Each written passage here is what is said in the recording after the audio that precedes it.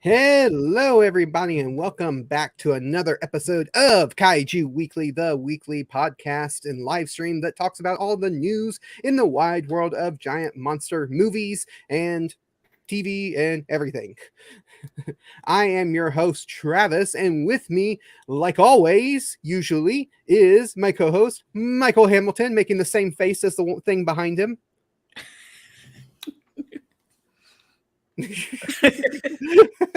I can't even tell the difference. The resemblance is uncanny. Yeah. And joining us, like always, is our friend and from the Kaiju Conversations podcast, Elijah Thomas. Hello there, everybody. So I'm exhausted from that drum roll. Yeah. And joining us this week is a very special guest. We've had her on the show before, but we love talking to her, is Kaiju Kim, the queen herself.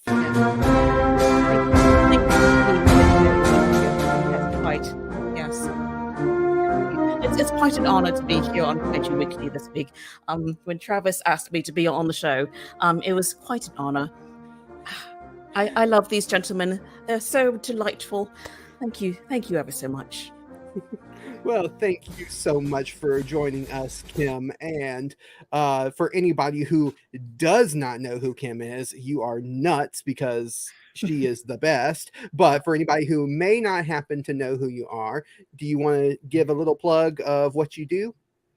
Well, I am known as Kaiju Kim on YouTube. Of course, I create wholesome and delightfully stupid content related to Godzilla and his fellow kaiju, among other things. I'm also a video editor by day. That awesome intro you just saw, that was me. I did that. So, that's pretty much it. I've been making a lot of shorts on my channel lately because that's just what I've been doing these days. I love it because it accommodates my inability to focus on more than one thing for a long period of time. And and it also soothes my creative itch in that way. So yay. Yeah, and it appeases the algorithm gods of YouTube. That too. Been getting a lot of views on shorts. Yeah. My Skull Island review is getting a lot of views. It's like almost 3,000 at this point, so that's pretty cool. Nice, because it was topical, like usually topical, like yeah. And let's give a shout out to the people in the chat live with us. We have Oscar Solis. Oscar. We have our friend Alec. Life is lovely, all the way from Hawaii. Oh, Alec. I almost screwed up the name there. I almost called you Alex again. Sorry. Fool. Then we have Married to Kaiju. Joe! What is this dance he speaks of? Where is it? Michael promised a pole dance. Oh, okay. Oh. Well then. I don't remember doing this, but okay. I mean, if that's what the viewers put it down. Not in the presence of the queen. My heart rate just does not equal stripping. Two independent things. What are we 4.5 minutes into the stream and you're already canceled? So that's gonna be that's the quote for this stream is pole dancing doesn't mean stripping. Pole dancing does not mean stripping. That's gonna be the quote for this episode. Michael, I don't mind. If you dance on that pole, doesn't mean you're a hoe. God, I thought that was going in a completely different direction, very fast, very. I don't mind. Scarily. No, I was just gonna. There was a gap between "I don't mind" and the part about. I did it on purpose. I wanted to see the panic in everybody's mind. If you in our minds, can you read our minds, Travis? In your faces, whatever. Eric Stope. Thank you for Eric.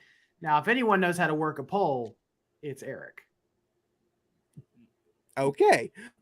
In Conway, the best fix for the Sunday scaries is some Kaiju Ramen Media Weekly. Thank you so much for joining us. Gonzalo is also what's up? Gonzalo! And we also have The ferret. the Hey, ferret the ferret's himself. here. Nathan Marchand. Nathan! Nathan! And Life is Lovely says that's not a surprise because ever since I came here, it only takes 2 minutes for the stream to get insane. Yeah, True it story. goes fast. So thank you guys for joining us. We have some news to talk about this week, but before we do that, we need to do something else. Who's gonna do it? Me. I want to do What do it. you have? I want to do it. Okay. Kim gets to do it. Okay, go for it. It's time to cue the beady beady. All right, and our top story this week is Ultraman Blazar premieres. It premiered just a couple of days ago. Episode 1, the first wave, is out in English subtitled, and also the English dub is out and the Japanese audio. It's all out. You can watch it any way you want. And yeah, which of us, how many of us has actually seen the first episode? I watched it today. I watched it last night. Any way you want it, that's the way you need it. Any way you want it. So Kim, you haven't seen the first episode of Ultraman Blazar? I have not. You haven't. I'm sorry. I still have a lot of tokusatsu to catch up on. I don't know how to Ultraman. Oh, it's okay. It's okay if you haven't blazed up, Kim. And Elijah, we know you're not blazing up, so what's that supposed to mean? I haven't done that since college. Exactly what it means. You haven't watched the new episode, the first episode of Blazar. Maybe last night I was like, you know what? It's time to do it. Let's blaze up. No, you didn't. You didn't. I know you. You could not bring yourself to watch Blazar without watching all of the other Ultraman series prior to it. Before watching 80 and Tiga and Diana and Gaia and Cosmos and Neos, and I forgot about the other 200. Nexus and Orb and all the other ones. Rube and Z and Decker and Trigger and Tyga. And we know you're behind. We get it. Kamen Rider Black, Kamen Rider Black RX, Kamen Rider Black Sun. Yeah. Yes, I still need to catch up on all of those. I saw like one episode of Tiga and a few episodes of Ultra 7, and that's it. I've talked about it before that I'm not the biggest Ultraman fan. I like Ultraman, but I'm not the biggest Ultraman fan. But I did really enjoy Z. I didn't enjoy Trigger. I didn't watch Decker. Decker was the one after Trigger, right? Yes. So I didn't watch that one. But I something about Blazar, the trailers and everything really made me excited for it. I wanted to watch it, and yeah, that first episode was really, really, really good. It was. I agree. It was very, very good. I wasn't sure what we were walking into or whatnot, but I was very impressed by. It's a little bit of a different. I'm trying not to be spoilery because Kim hasn't seen it, right? But they do things a little differently with Blazar or Blazer, whatever, than they have done in the past Ultra shows, especially the new generation hero stuff. So they go outside of that typical. Trying to think of how to say it. They go outside the box a little bit in this first episode. Yeah, it's not so beholden to like the tropes, at least in this first episode. Like the tropes are there, but they play around with the tropes a little bit more. You know, there's and I'm sure, you know, if you've been online at all, it's not a spoiler that Ultraman Blazar, this Ultraman, is very different personality wise than previous ones. He has this primal scream that he just does. He's a very vocal Ultraman, which is very weird. Is he blazed up? He's not blazed up.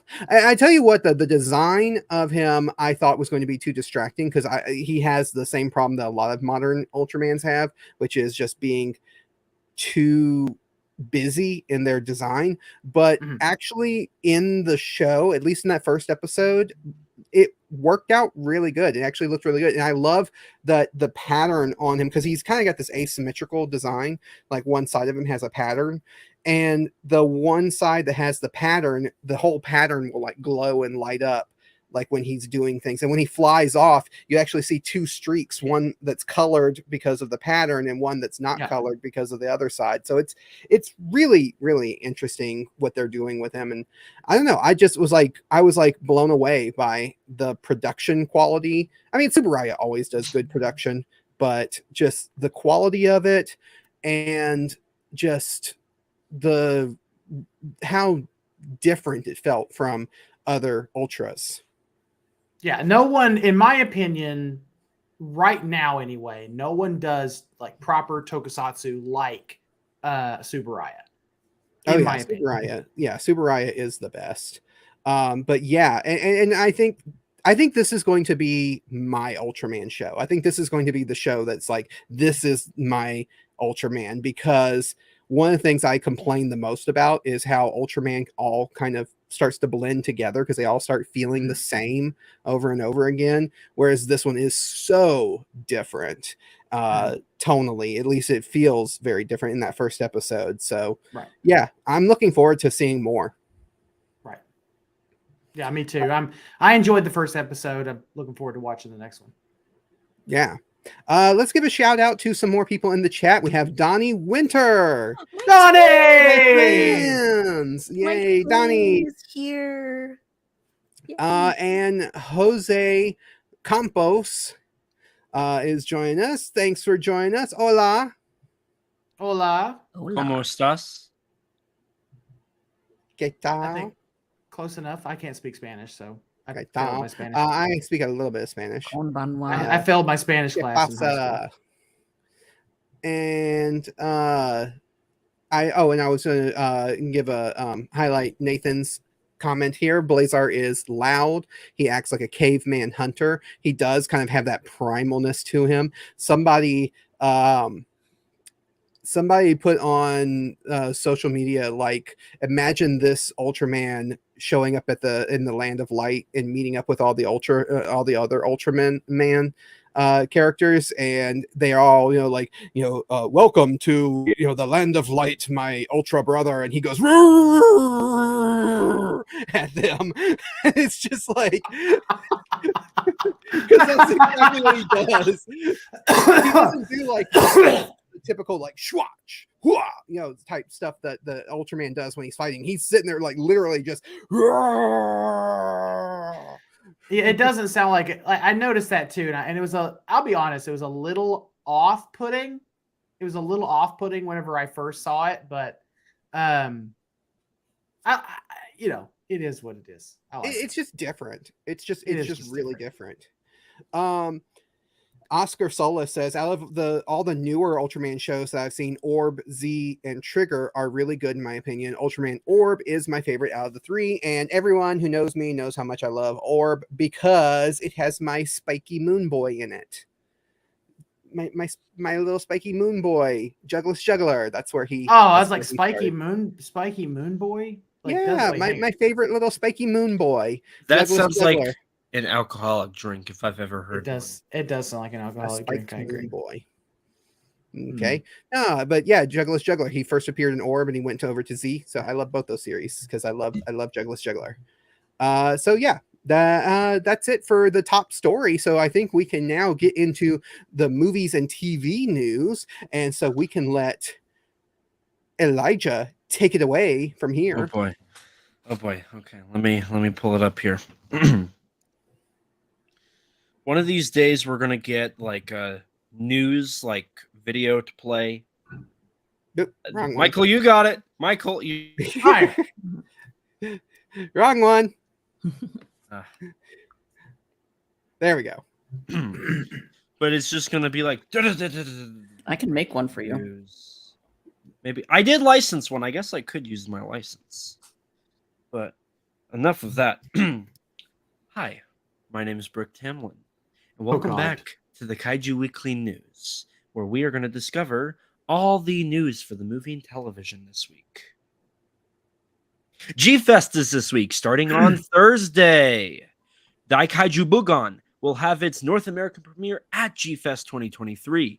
Through Eye Films has announced more for the cast of Hoshi 35. Everybody, please welcome Megumi Kobayashi of Gamera the Brave and the Rebirth of Mothra trilogy. Congratulations, Donnie. More BTS images of the upcoming kaiju anime tokusatsu film Midnight by Era.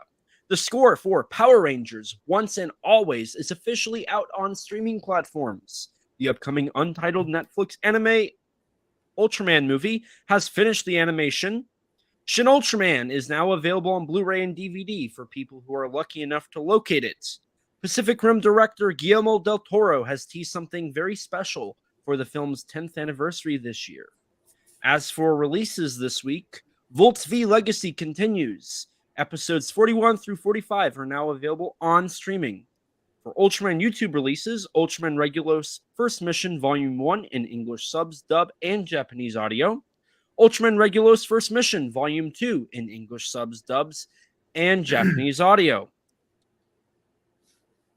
Following that, we had the announcement of Toho International with a new 5-year marketing strategy plan to help market not only Godzilla, but all of Toho's anime, such as Attack on Titan and My Hero Academia. The untitled Toho Godzilla movie marketing campaign showing each poster every single day for 30 days is coming to an end. Today we ended on Godzilla Raids Again, with Tuesday being the big day of number 0. As for Godzilla YouTube releases, we have Chibi Godzilla Raids Again, Episode 13, A Mighty Monster's Instinct, and Godzilla Island Episodes 35, Match Settled, and Episode 36, Godzilla Dead. There we go. Still Okay. So, now, let's start with Kim, since she is our lovely guest. What of those news items do you want to talk about? I'm torn between just briefly talking about Megumi Kobayashi and also the Godzilla Zero marketing campaign. So let's talk about the Godzilla one, because I'm a Godzilla enthusiast.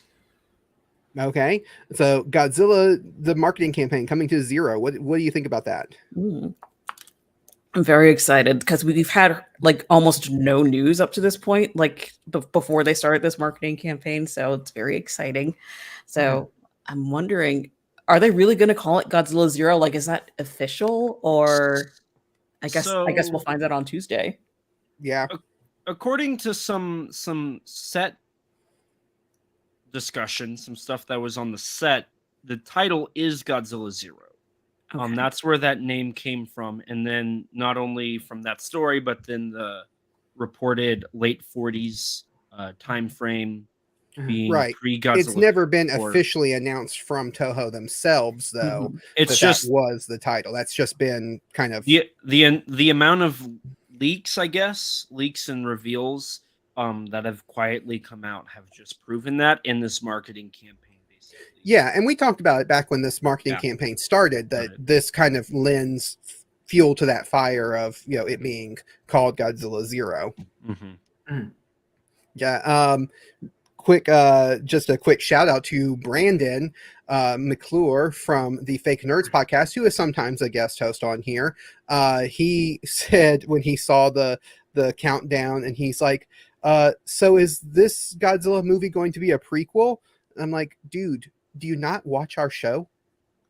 We have definitely talked about this. He doesn't watch our show. He doesn't watch our show at all. No, I tease him. But yeah, it's we've talked about this, that the idea of it being a prequel is kind of, almost basically confirmed because of the order that they're going in with these, the way that they're showing it. They're also, the Godzilla Zero title is showing it. But yeah, just like Kim, I'm excited excited just to have anything to do with this movie because we've had nothing. Yeah. I mean, I'm pretty excited too. Like it comes at the best time because I'm actually going to pick talking about G-Fest coming up because this will be my first G-Fest.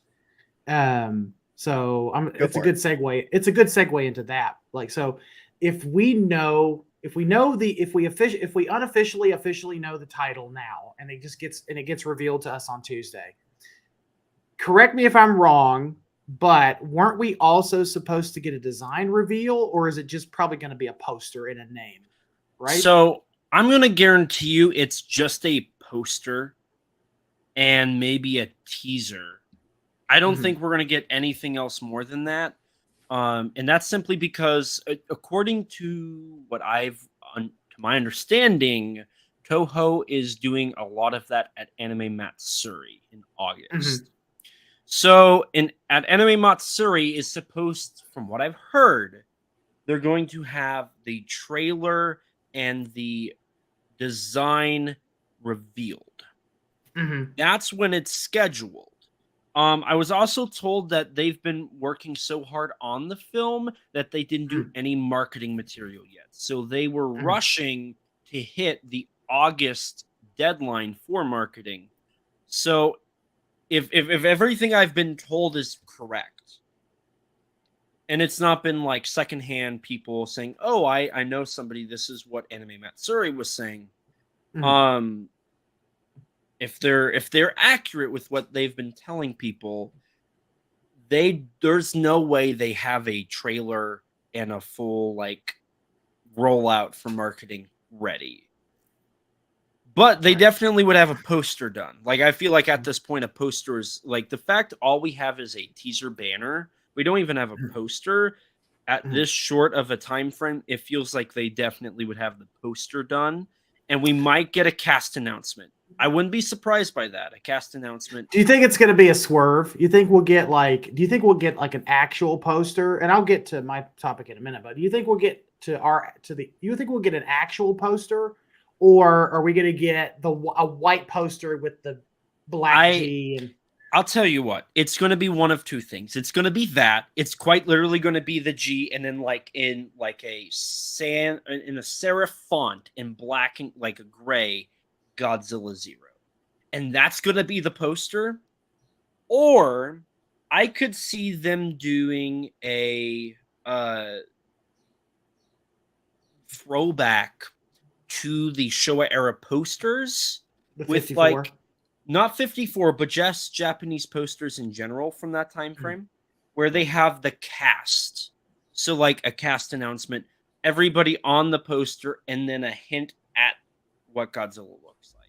I could see that because they're going backwards and they're really hyping up the fact this takes place before the year 1954. It would kind of make sense for them to kind of go retro with that design. But Japanese graphics don't necessarily follow what American graphics do. So like if this was an American film, they would absolutely make it look like a film from the 1940s with some I don't suppose there's any information on if there's going to be any like traditional tokusatsu, or if we're just going to be all CGI. There is. So Takashi Yamazaki posted a behind the scenes photo back in October to his personal Twitter, and it was blue screen.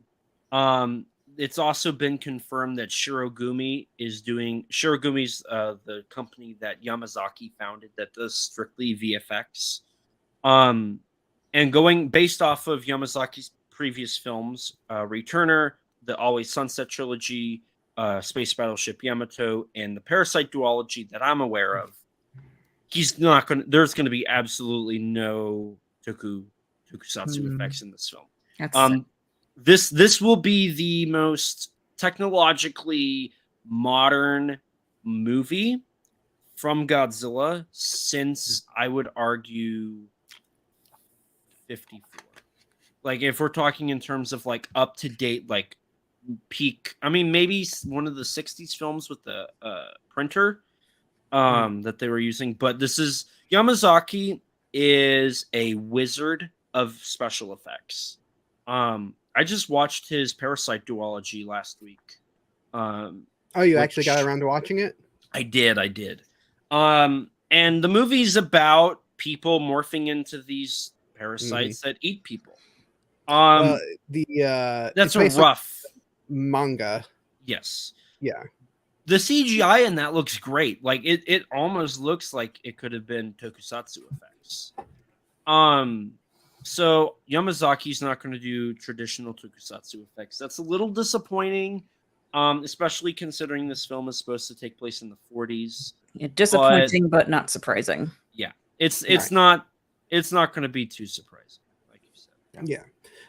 Before you get to talking about G Fest, Michael, though, I do want to give a shout out to Spideris, who is in the chat with us. Hello, longtime listener. And our friend Brendan from Autistic Lizard Productions. Thank you for Hey, joining Brendan. us. He's back from his vacation. He's looking forward to seeing you guys, because it's not going to be me. I'm not going to be there. Poor Travis. At G Fest this weekend. So, Mhm. So Michael, now talking about Godzilla, let's segue into talking about G Fest. What do you want to talk about with G Fest? Well, first of all, I was just gonna say, like, this will be my very first G Fest. I've never been. I have had the opportunity in the past to go, but either life or other things always got in the way, right? So this will be my first time going, where I have the freedom to go and just enjoy myself. But it'll be an interesting experience, especially if we get at least a name and a poster. Right, so that'll be the talk of that'll be what everyone's talking about at G Fest. It'll be mentioned probably in every panel question, or not every panel question, but a lot of panel questions. A lot of things will be talked about in regards to Godzilla Zero, regardless of whether we know much about it or not. And honestly, the highlight of G Fest for me is I'm going to share the spotlight a little bit not share it, but I'm going to hand the spotlight over to Kim to talk about something that we're all going to be collaborating on at G Fest. So Kim, you want to tell everybody what we're going to be doing? We're all. Well, all but one. All but one. Yeah. You'll be there in spirit, Travis. Yeah. We love Yeah. you. We'll bring you a gift. Yes, we're all gonna chip in and buy you a gift. We promise. We'll try to find a plushie Baragon for you or something. Ooh. But yes, at G Fest, this will be my fourth G Fest, but it'll be my second time on a panel, but it'll be my first time actually running a panel. So if you're subscribed to my channel, I used to have a show called Chill with Kaiju Kim. So we're going to be basically doing a G-Fest panel edition of that. And we're going to be talking about one of my favorite Heisei Godzilla films, Godzilla vs. Mechagodzilla 2. And it's going to be fantastic. Michael will be there, Elijah will be there, Nathan, Danny, and Travis in spirit. We'll put an extra chair, empty chair for Travis. Aw. But yeah, it's gonna be a good time. And during the panel, like towards the end, I'm going to reveal a project that I have been working on. I've been sitting in on for quite some time that I'm chomping at the bit to announce it right now, but I'm going to wait until G Fest. So I'm very excited about that. Yeah, it's exciting. Exciting times. And just a quick shout out to I don't know what you guys are planning for next Sunday at G Fest, but as far as I'm concerned, and as far as I know, we're not going to be doing any live streams for next week. So for anybody who's listening to this and maybe looking forward to a live stream next week, maybe live from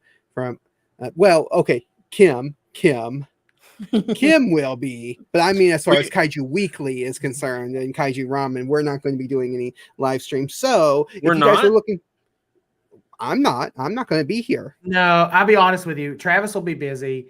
I'm assuming the weekend is going to be very busy and we're all going to be exhausted. So we're just going to piggyback on Kim's show and just let her be the showcase for the So if you want your Kaiju Weekly Kaiju Ramen fix, check out Kaiju Kim's channel and check out her live stream straight from G Fest, because we're not going to be doing that, because we're going to be too busy. I'm going to be too busy that weekend. So that's why So just to give everybody a heads up, so that if you're tuning in here next week looking for the live stream, we will not have one here.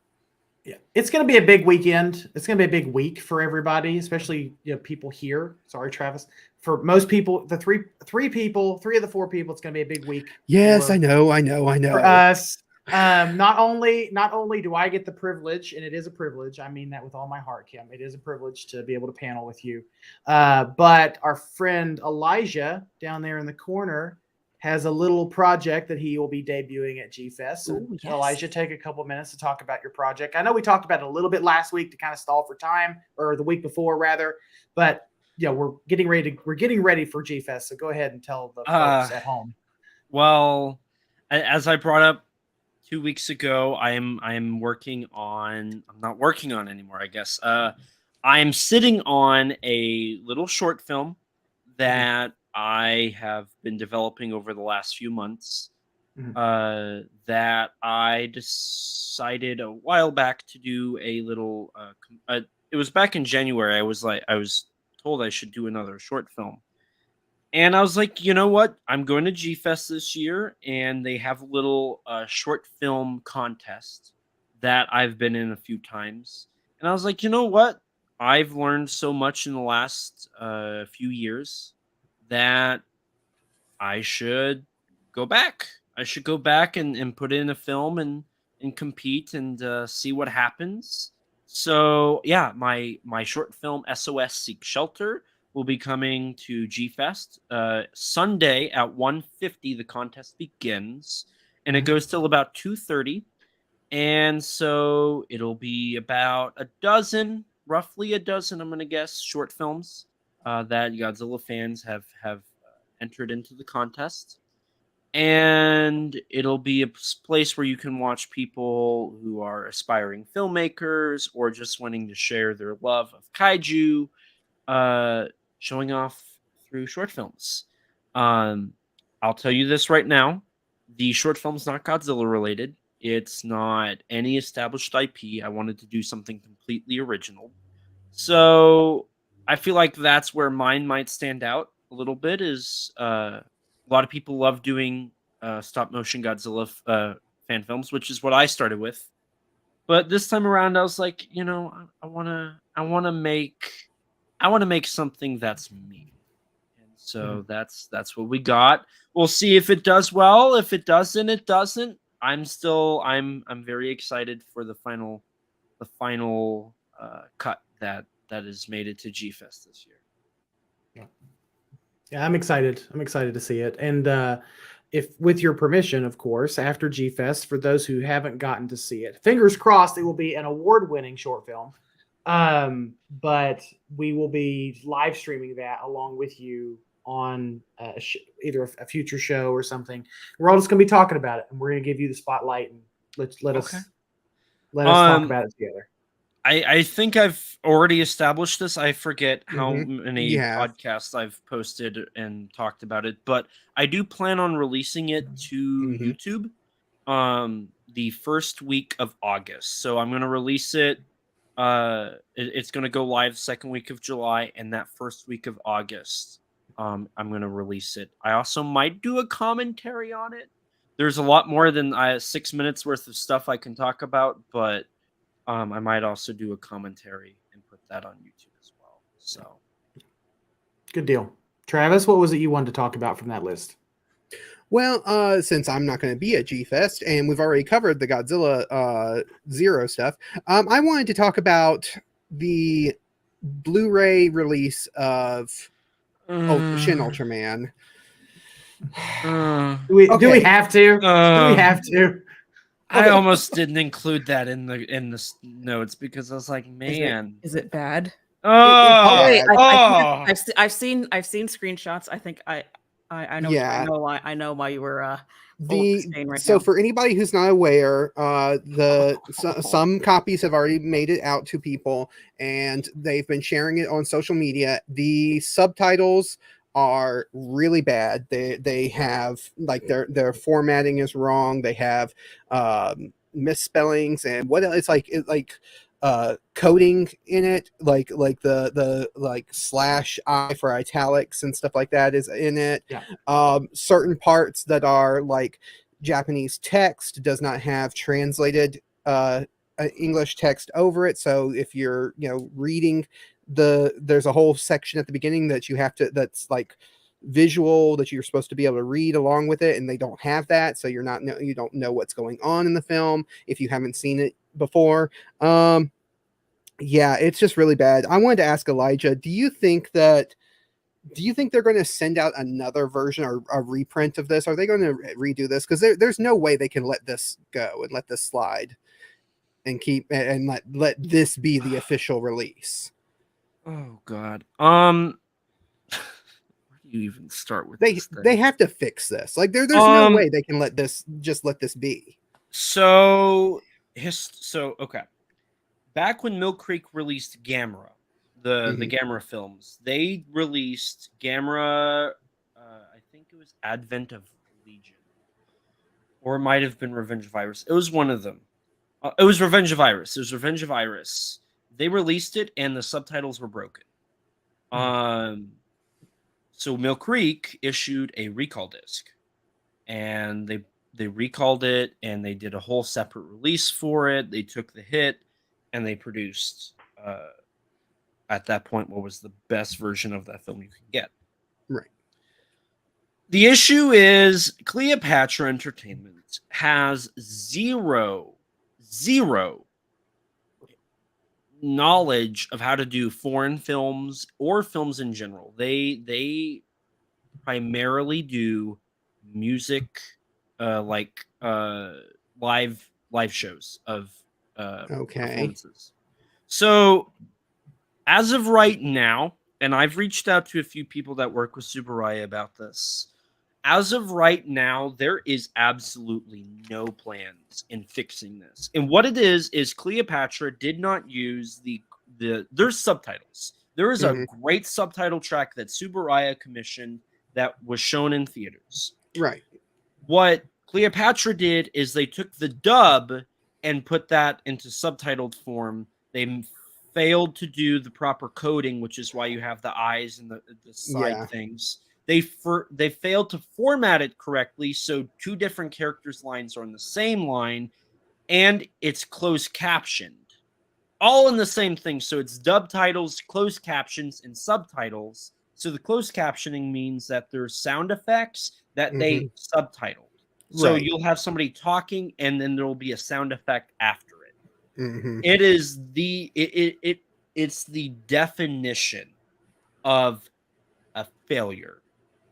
And the fact that this has been pushed back, because like this release was supposed to come out last month, right? And it's been pushed back, and then it still comes out in this kind of state, and they're not even making any kind of comments on whether they're going to recall it, re-release it, anything like that. It's just it's absolutely, it's so disappointing, and especially because I missed my chance to see it in theaters. I didn't get to see it in theaters. I have purposely been waiting. I have not watched this film. I too, as of right now, have not seen Shin Ultraman at all. And I was waiting for this release because I was like, oh man, I'm going to get it on Blu-ray. I'm going to pop it in. I'm going to watch it on my big TV and watch it. And now this, and it's like, it's so disappointing. My question is, how did Cleopatra get their hands on this movie if they had never done foreign films before, or they're not like good at it? So, to my understanding, so I'm going to explain this, and then I'm going to give you guys a little bit of hope. Cleopatra Entertainment is like SRS Cinema. SRS Cinema started off with like low budget, shot on video, like schlocky films. Yes. They were fans of the genre of Godzilla and Tokusatsu and Kaiju. They were good with working with filmmakers. They did Gun Caliber in 2017, and then in 2019 they worked with Shinpei Hayashiya, following his G-Fest appearance, and did the Rigo and Raiga stuff. So it could just have been fans of this stuff, and Shin Ultraman was a guaranteed sale. Shin Ultraman is a guaranteed. I mean, it has done exceptionally well in theaters in the States. in theaters in Japan and just in sales in general. The film is a very high title for Cleopatra to start off with. So this could have been like their entryway into doing more content and doing good. Not like this. And this is where I'm going to give you guys some hope. To the person I reached out to who works with Subaraya, and when I say he works with Subaraya, like if you knew who I talked to, if I said the name of who I talked to, you'd be like, "Oh, him, of course." I messaged him. I was like, "Hey, I'm sure you've been added and you've got angry people, like complaining about this, but this is an issue." And I'm not going to say who it was because I don't feel comfortable sharing, but I'm going to share a little bit. I was like, is there anything that's going to happen to this? Because like this is the opposite of what your goal in working with Subaraya is all about. Mhm. And he said that they were aware. Subaraya is aware. And they are in contact to try to fix it. Even though they are not directly attached to it, they are working on fixing it. Okay. For anybody who says yank the rights from Cleopatra, not going to happen. Not going to happen. Cleopatra has this film for at least 5 years. But to Kim's point and to her question, why did they go with Cleopatra to begin with? Like, why didn't they stick with Mill Creek? Why didn't Mill Creek release this? So to quote, because Mill Creek didn't Mill Creek who released Shin Godzilla? Funimation. Funimation. That's right. Funimation. That's right. Okay. So to quote a character from a Pirates of the Caribbean movie, "Are you the highest bidder?" Because that's all it is. I figured is what happened is that the Cleopatra won the bid, and but it's still Mill Creek is still a very small company. Contrary to what you might think, Mill Creek is an independent company, and Right. Mill Creek is working with Subaraya to license in bulk packages. So if they had made a deal for Taiga, Z, Trigger, Powered and Great, and a handful of other content that they haven't released that they want to release, and they threw in Shin Ultraman, that would have been a different story than, hey, let's license Shin Ultraman, and then we're going to license the rest of this. Like, for Mill Creek, that's not a viable marketing strategy. So that's why I don't think Mill Creek went for it and was willing to be the highest bidder. Yeah. And I don't even think Crunchyroll was remotely interested. They're aiming all of their focus now into really and honestly just marketing their anime and promoting the streaming sites. Yeah, because Crunchyroll merged with Funimation. Didn't it? Yeah. Yep. So now they're fully focused on anime. They're not even worried about the tokusatsu stuff. But yeah, it's so disappointing, and I don't know. I mean, this go ahead, Michael. I was just gonna say, should I cancel my Blu-ray and just wait for them to fix it? I'm gonna be honest with you. I am not gonna buy it. I'm not gonna buy it. I will eventually, after there's enough used releases, I can grab these up. But I am not going to give Cleopatra any of my money, and I honestly would tell you to cancel your order. I want this release to fail until they fix it. And I will. This is like, I've never said that before a day in my life.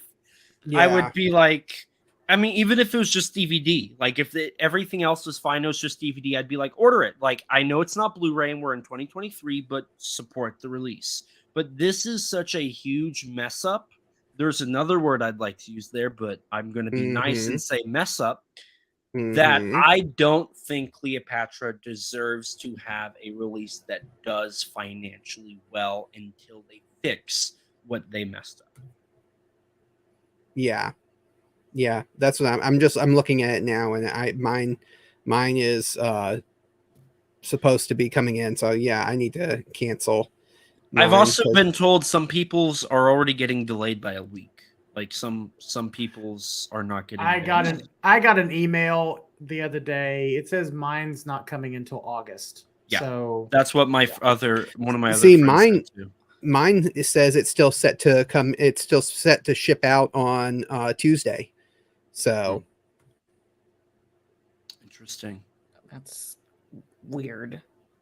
How long has Cleopatra been in business? A long time, to my understanding. They've been in the business for a good amount. So they should know better. They should. Yeah, should. that's what I'm thinking.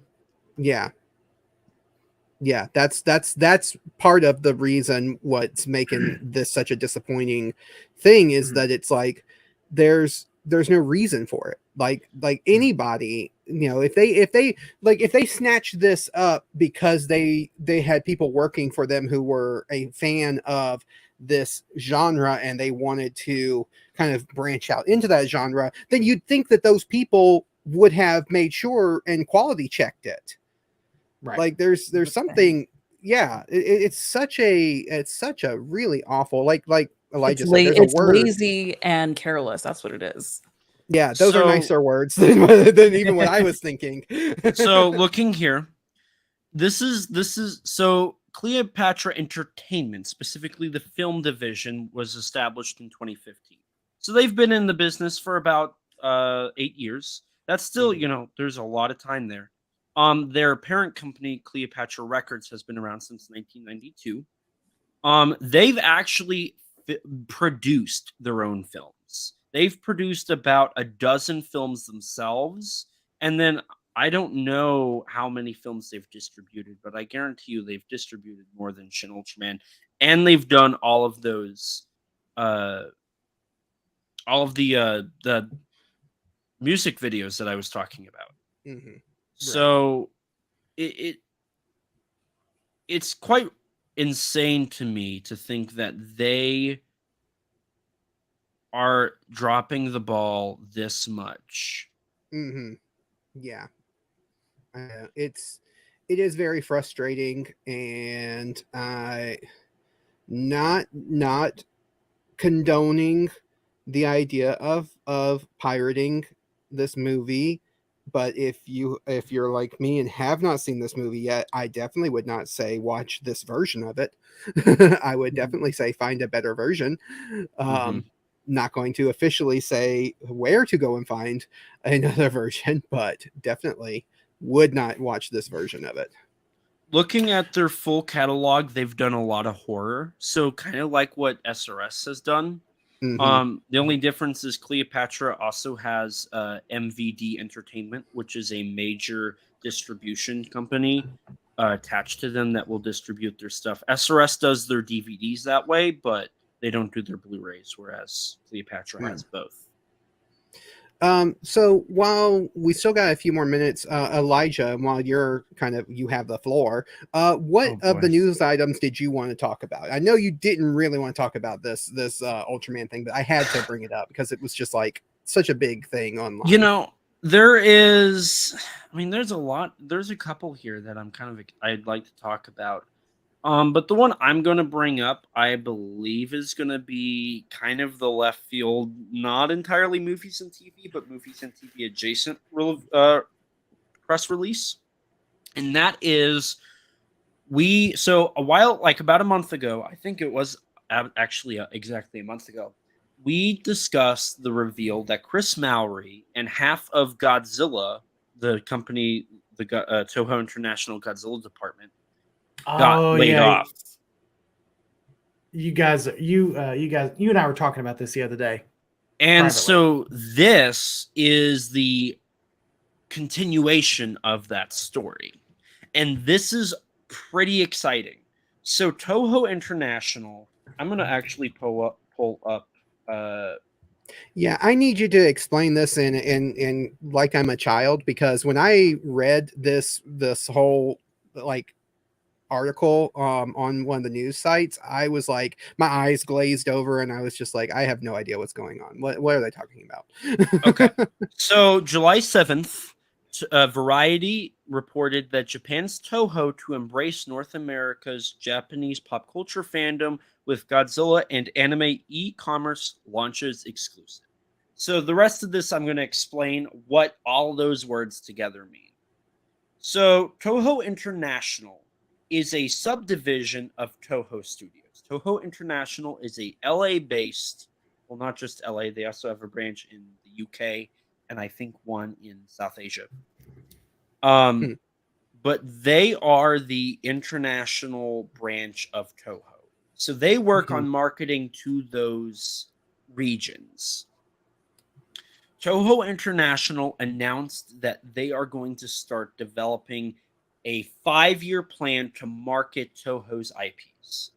Mhm. So a 5-year plan is typically what you would do. I mean, everybody has probably heard that in like how to set your life up and whatnot. But what Toho International is doing is they are beginning a 5-year plan to promote and market Toho's IPs. That's going to be specifically Godzilla and anime. So one is specifically going to be like Godzilla.com, but they're going to overhaul it. And another one's called Ezo, which is their anime productions. Okay.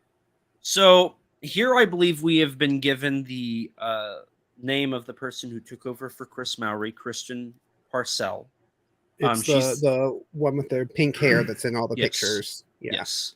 So she is the GM at Toho International, and she originally came from Crunchyroll. So a few months ago, it was reported that Toho hired some people from Crunchyroll, and she was one of them. Now, what she is doing here is she has been given at least $100 million to market and promote and build up these IPs. So Okay. what they're going to do is, and the reason they're doing that is in the past couple of years, anime has become a very big thing. In 2020, the thing that saved the Japanese film industry, which is primarily owned by Toho, was a little film called Demon Slayer the movie. That movie single-handedly became the highest attended Japanese film, with 95% of Japan's population reportedly viewing the film in theaters. Yep. Did exceptionally well. Anime is Japan's bread and butter when it comes to international acclaim. And for Toho, not only is anime that, but so is Godzilla. Godzilla is their brand. When you see the Toho logo, most people think Godzilla. So they list off in the article some of the brands they're covering, but I'm going to strictly stick to the Godzilla stuff. So what they're going to do is they're building a bridge between Japan and America when it comes to the merchandise that people see at the Godzilla store. So essentially what they're going to do is they're going to create an online Godzilla store that does not require Baiyi's proxy service, to my understanding, that makes it easier for international fans to acquire the stuff sold at the Godzilla stores. I'm thinking like those Movie Monster magazine booklets that have photos that have Japanese captions and English in them. Stuff like that is like $40 on most websites is sold in the Godzilla store for about $10. It's not very expensive. Right. So that's their goal, is to try to bring stuff like that over and market it so Toho can make more money. And not only is that going to be it, they're relaunching Godzilla.com, which I'm hoping what that means is they're overhauling it and it's going to market the franchise, and it's going to show the franchise much in the same way Ultraman Connections works for Subaraya. Like if we're talking about online presence, Ultraman Connections is the way to go. There is plans to cross promote Godzilla with the anime products they're bringing over, so maybe we'll see like an Attack on Titan Godzilla crossover. I don't know. Or My Hero Academia, right? Which Godzilla did have a Godzilla crossover, right? So something like that could be brought up. They're also planning on producing content for international audiences, like stuff exclusive to be purchased through the international Toho branch. Which this is great. This is absolutely great news. And she Parcell specifically says, and I quote, "I love that a ceiling has not been realized." And what she's referring to there is the ceiling for her budget for this. Mm-hmm. Toho has not told her you can't spend more than this. They have told her go for it. She says, Yeah. continuing, "It could certainly be over $100 million. Those numbers are recognized. I truly Yeah. believe that we can achieve those numbers given the current state of the market, the demand, the content, and all of it. It's very doable." Yeah. So this is great. They're doing the John Hammond thing from Jurassic Park, and just spare no expense. Yeah. So they're putting in a ton of money, which this adds to, the story from a few years ago, Toho investing in their international branch, the LA branch. This adds on to how the world of Godzilla and Toho's marketing plan to get international audiences involved. The fact they're doing this now in time for the 70th anniversary and Godzilla Zero is not a coincidence. I think Godzilla Zero is going to be the first example of Toho bringing over Japanese content for international audiences. I'm calling it now. Subtitled release within 2 months of Godzilla Zero's Japanese release. I'm calling it now. They have to look at like Shin Kamen Rider and see how that turned out. I mean, that was like we talked about it on the show. That was the fastest turnaround for having an American release right after, a Japanese release. Like it was within a couple of months. So they've never really done that before. So having a Godzilla film be released that soon after its release in Japan would be fantastic. Right. And so, I mean, that's going to happen. It's going to be subbed. And honestly, I'm going to say I'm not going to be shocked if we get a dub. I could very well see Toho commissioning a dub for this because they've been working on subtitling content. And I feel like for this, they're going to say, okay, Fathom, let's do a week of Japanese showings, but sprinkled in there is going to be some dub showings like was it the Demon Slayer movie or it was the My Hero Academia? One of those two movies had a subtitled and dubbed release simultaneously. It was My Hero Academia had it. Okay. I think, but I might be wrong on that. I thought it was Demon Slayer, but that's just it might have been both. It might have been both. It might have been both, yeah. And the fact that those were with Crunchyroll, it could also be that Crunchyroll will get involved, especially with the alumni working for Toho now. Yeah. I hope I explained that in a way that made sense. Yeah, I think you did a good job because I had no idea. And like I said, I tried reading it and it just kind of my eyes glossed over. I didn't understand what was going on. So, but yeah, it's great. It feels like because I remember a few years ago. Well, I don't know how many years ago now. It was before we started the magazine. So it was before we did Kaiju Ramen. But when we were still doing the podcast Kaiju Weekly, that a lot of fans were kind of complaining that Toho doesn't really have a lot of love or a lot of care or a lot of attention to the foreign fans or Western fans is what a lot of people were talking about, but just foreign fans in general.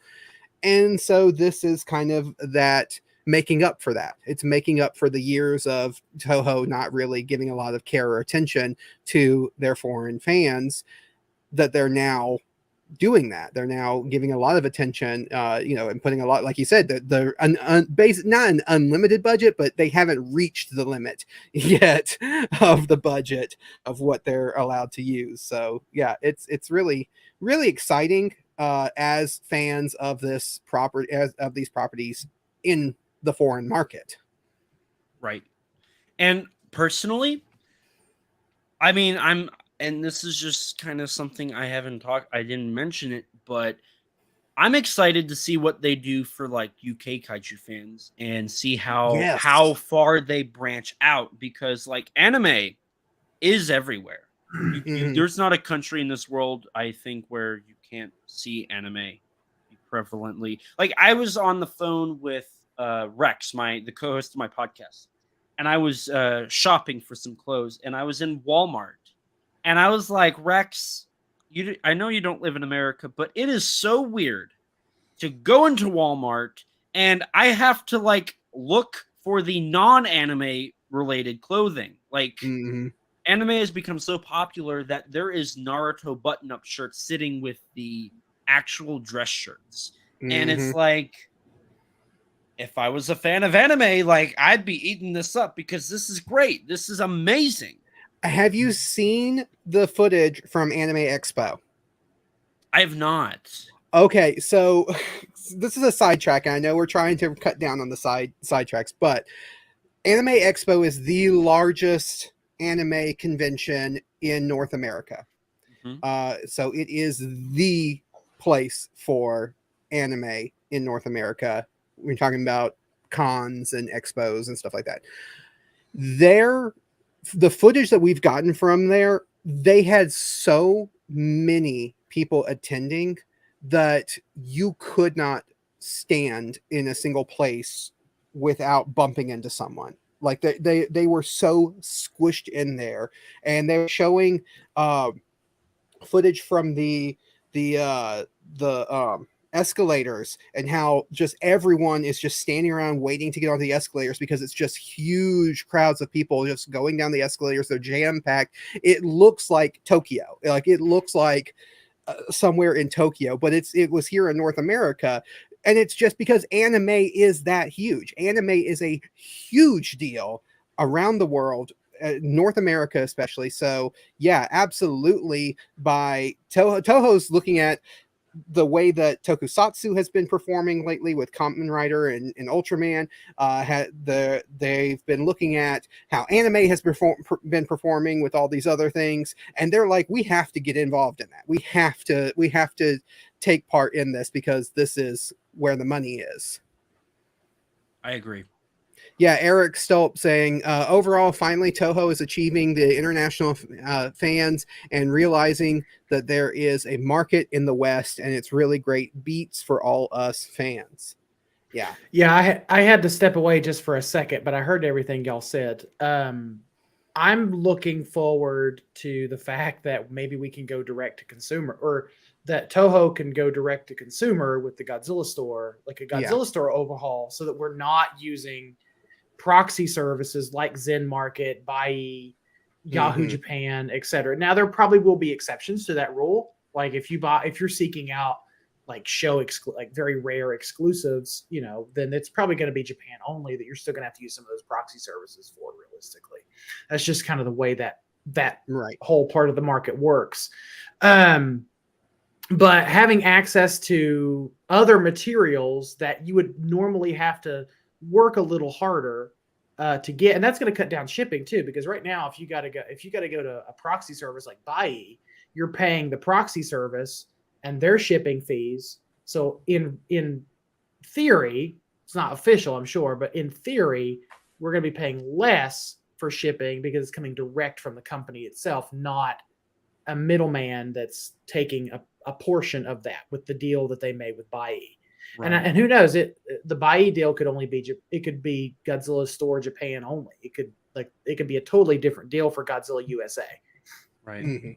Because and I know you and I talked about that, Michael, and I'll let you say what you're going to say in a second, Travis, here. But we offered the idea of how there's like Godzilla store Tokyo, Godzilla store Osaka. Like, what's to say there isn't Godzilla store Los Angeles, Godzilla store San Francisco, New York, Times Square, Godzilla store. I would love that. I'm only a bus ride away from NYC, so that would be perfect for me. Yes, you've been awful quiet, Kim, so I just wanted to give you an opportunity to talk about anything that we've discussed here before we move on to the next thing. You guys pretty much covered everything. This is a pretty exciting development that, Toho is recognizing that there is a market over here in the West. So, just like I always complain, like all the best stuff is in Japan, the Godzilla store and everything. The friggin' Shin Godzilla zipline. It's like, yeah, but it's good. This is a good start. I feel like this is like the start of. It could be the start of something like awesome in the future. Yeah. Oh man, no! I had this weird thought of like Toho partnering with Disney and doing like Godzilla. No.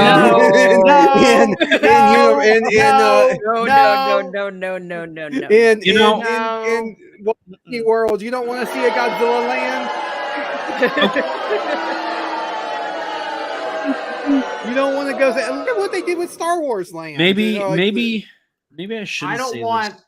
I don't But want. Disney I would anywhere love near to see Godzilla. Disney work with Toho on a Godzilla. I would like to project. see a Godzilla amusement park, but I don't want it connected to Disney. I would love to see Disney work with Godzilla and Toho. Get out of here. Yeah, yeah. no, I feel it like was just I'm a very thought. alone in that field, but I would love to see the Disney marketing team and the Disney like bank account behind a Godzilla project.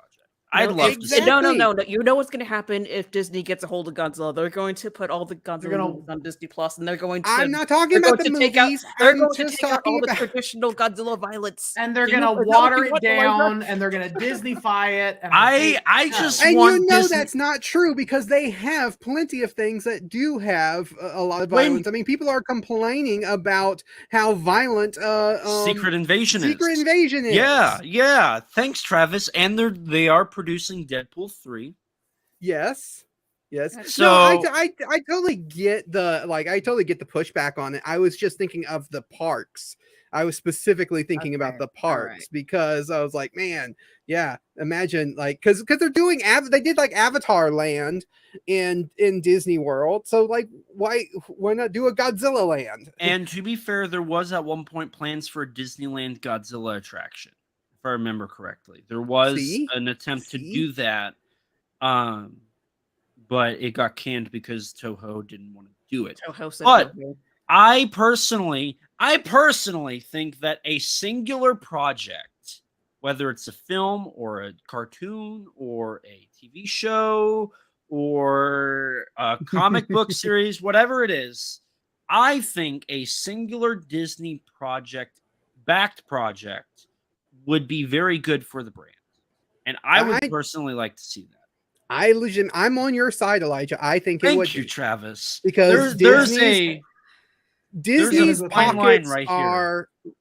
are bottomless. Like Disney's pockets are bottomless, and to have that kind of humongous brand and humongous pockets to be backing a Godzilla project, no, I totally, yeah, absolutely. I think I people just don't want Disney anywhere near Godzilla. Just like that, keep it pure. Keep it And pure. No.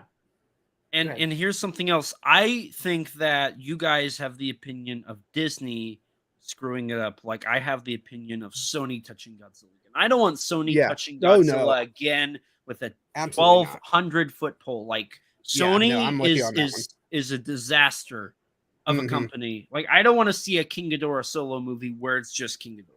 Like because the thing is, and I know we're getting off topic and we need to move on, but I think people are thinking that if Disney gets their hands on Godzilla, they're going to do the same thing that they did to Marvel, and it's just going to be Marvel all over again. But Disney doesn't do that with every single brand that they have. I mean, because look at what they've done with like the Jim Henson Company. Like they bought out the Jim Henson Company, they own the Jim Henson Company, but yet they haven't done the Marvel thing with it. Jim Henson still produces its own stuff. It still operates relatively with some autonomy, and everybody loves the Jim Henson stuff that they do. So it's like just because Marvel is Marvel doesn't mean that everything's going to be exactly like that. Here's my fear. And we need to move on. My fear is if they get their hands on Godzilla, they're going to treat Godzilla the same way they treated Power Rangers in the mid 2000s. They didn't give two about Power Rangers. They kept nobody slashing, did. slashing, That was the slashing. thing. Right. Well, they slashed and slashed and slashed budgets. Hasbro didn't care about when they first got it. They didn't. But Like, what I'm nobody saying is cared about Disney Power Rangers. Disney did not care about that obscure property, and Godzilla is a Saban didn't care about Power Rangers. We have to admit, Godzilla is still a very obscure property here in the North, in North America. So I don't trust Disney to take care of it the way I would like them to take care of it. That's but what Disney I would. wouldn't be taking care of it. Disney would just be giving us something. It would Yeah, still I because opened Toho's a can never. of worms with this because all I did was say, man, wouldn't it be neat to have a Godzilla land in one of the Well, Disney parks? That's all now I was saying. I hope you So- learned your lesson, Travis. I hope you So learned your so lesson. I will say Toho will never sell Godzilla like that. Oh no, they're never Toho- going to sell. So I think a lot of people are worried that if Disney works with Toho on a singular project, whether that's a park or a movie or a trilogy of movies or a Disney Plus show or whatever, the fact that Disney touched it means Disney might buy Godzilla. But Toho will never, in the history of the world, sell Godzilla. That is They will go bankrupt before they ever sell Godzilla. Mhm. they almost. Well, granted, it's kind of been proven this is not true. They might have almost went bankrupt to make Godzilla. So Yeah. like, I don't think that. There will be other companies that they will try to sell to before they will sell to Disney if that was the case. No, that's the difference between like what you're talking about with and what Eric said in the comments about Star Wars and Marvel and these ones that everybody complains about when they complain about the Disney, Disneyfying things. And it's because they own those things now. They bought them out, but even the ones that they own, like I said, the Jim Henson Company, they don't do the same things that they do with like Marvel and Star Wars. They do those because those are the brands that they want to do those kinds of and have that kind of control over. And in smaller brands, they don't do that with. And Disney will never buy Toho because Disney has been proven to not be successful in Japan. Oh yeah. Yeah, Disney would fail in Japan. Disney already fails in Japan. Yeah. So, and that's why Disney will not do a Godzilla movie unless Toho would be involved. Like they would have to have Toho involved to guarantee that that whatever project they're working on would do well in Japan because Disney does not do well in Japan. Yeah. So now we need to move on to the next segment. I opened up a big can of worms there that just did not intend to, which is the toys and collectible side. And Michael, you're going to have the floor to talk about this stuff. I am. I'm pulling up my stuff here. Hang on, because I can't. Okay. He was too busy arguing that he forgot to do you threw me into a tizzy there for a second. My blood started to boil and it was a thing. Anyway, so we got a few items to talk about. They're breezy. We can just kind of breeze through them. But the first one I wanted to put this in here for you, Travis, and of course our friend Donnie Winter, because Donnie's in the chat. He's a Mothra lover. Apparently we're getting a gigantic tissue holder. A big fluffy stuffed Mothra tissue holder. Okay. I'm sure. That's cool. That's cool. I mean, they had a Godzilla tissue holder, so why not Mothra? What's not cool about it is the price, though. You're looking at 32,200 yen, which is give or take. No, it's like $268 and some change. What? No. I will stick with my Dollar Tree tissue boxes. Thank you. Yeah. Yes. I'll put a picture of Mothra on it. If I was to get this, I wouldn't even use it as a tissue holder. I would just have it as a big giant plushie and be done with it. That's what I would probably have this for. But even that's like a little much for a plushie. It's a lot for a plushie. Like I feel like even like the Gorgo that we both just got, Kim, that's a good size plushie. And like that's it was about $52 after tax and shipping, which is about what I would want to. That's about as much as I would want to pay for a brand new plushie. And I'm not a big plushie collector. Like I don't care about all that much about plushies. Really? I bought the Gorgo. I would never place you as a non-plushie person. I don't understand what you're getting at, Elijah, but okay. Kitty. I guess I'm not just soft and cuddly like Daisy there.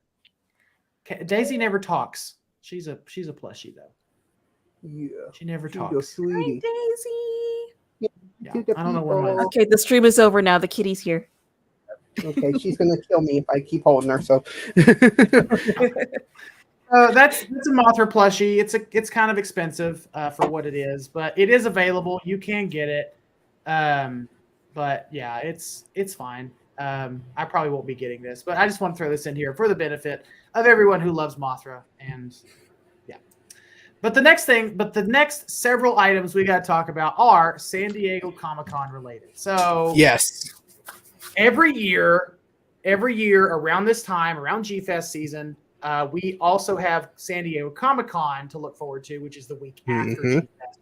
And about a week or two prior to everything, companies start releasing products and things that they're going to be bringing to the show that you can buy that are con exclusives and stuff like that. So I think last week Super 7 had an event, I believe in Los Angeles, and they revealed a bunch of stuff. So we're going to go through a few items here, and this will be the bulk of the collector's section. So the first item is they're re-releasing all 5 Mighty Morphin Power Rangers reaction figures. These are like the little 5-inch figures. They're just collectible.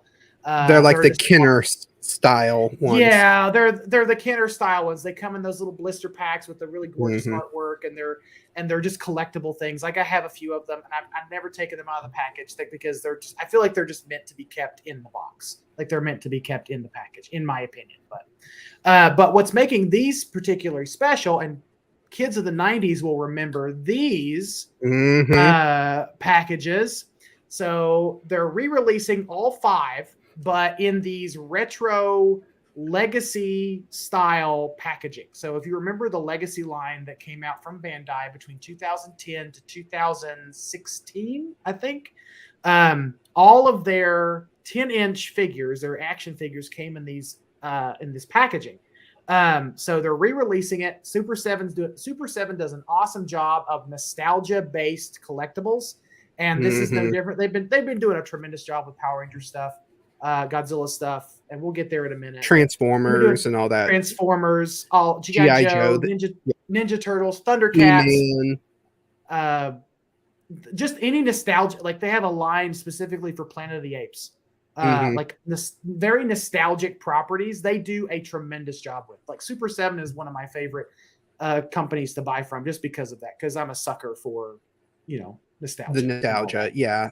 They are one that I like. I'm not a big collector person, but even I know about Super 7, and know about their stuff. And I've definitely looked into buying some of their stuff because their stuff's not super expensive either, because it is on the cheaper side. Yeah, these are approximately, I'd say, since they're con exclusives, they're going to be approximately, I don't know, like $30. About anywhere between $25 to $30 a piece, which is a little expensive for what they are. When the originals, the ones that came in the blister packs, were like $15 or $16 a piece, so they're doubling in price just for the fact that this is an SDCC exclusive. But yeah, so Super 7's coming in hot with some stuff. We're going to move on to the next item, also Power Rangers related. So if you're a kid in the mid 2000s, early 2010s, we'll say, and you remember the Power Rangers and you remember the legacy line from Power Rangers, all those figures, they always did a normal variant and they always did a black and gold variant. So this is the black and gold variant Dragon Zord. We're already getting a Dragon Zord with Wave 2 with the Ultimates line. They're releasing this special edition specifically for San Diego Comic-Con. And let me just preface this by saying, to save myself some time, no prices have been revealed. We have a booth number to where you can pick this stuff up. It's booth number 22. It's 2236, I believe. But I'm sure that this stuff will be available online. It usually is. Super 7 is usually pretty good about posting things online that you can buy from them. New Orleans Saints colors. Yeah, exactly. Black and gold.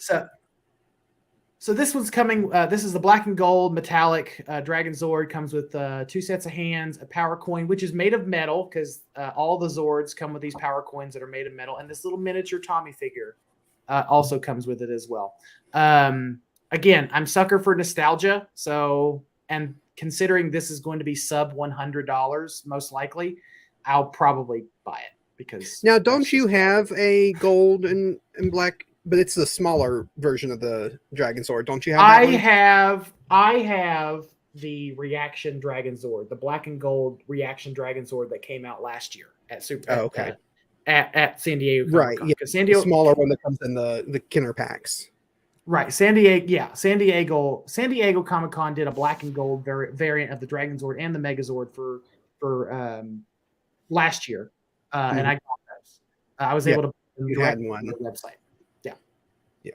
So, no price.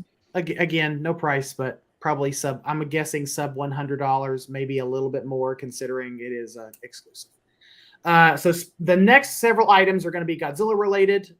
So first one they're coming out with is another addition to the reaction line, which is this Shogun Warriors style Rodan. So if you're a kid that grew up in the 70s and you remember the Shogun Warrior style Godzilla, Rodan, and King Ghidorah, this is the Rodan. I think this might be the first time that they've released the Rodan as a